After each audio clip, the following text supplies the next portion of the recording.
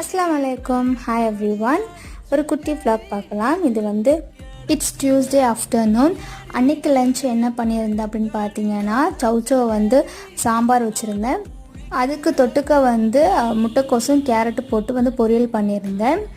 எனக்கெல்லாம் சின்ன வயசில் அந்த சாம்பார் பிடிக்கும். இந்த புளியானம் இந்த மாதிரி ஆனால் எனக்கு பிடிக்கவே பிடிக்காது. என் பொண்ணு அப்படியே ஆப்போசிட்.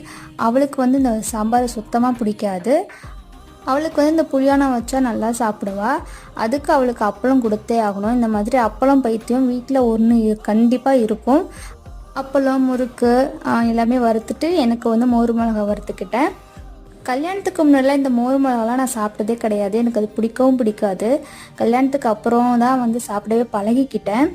இப்போது அது எனக்கு ஃபேவரட் ஆகிடுச்சு. கடைசியாக க்ளீன் பண்ணி முடிச்சதுக்கப்புறம் கருவேப்பிலை துவையல் இருந்தால் நல்லாயிருக்கும்னு தோணுச்சு. அதையும் பண்ணி சூப்பராக வந்து எனக்கு லஞ்சை வந்து நாங்கள் முடிச்சுக்கிட்டோம்.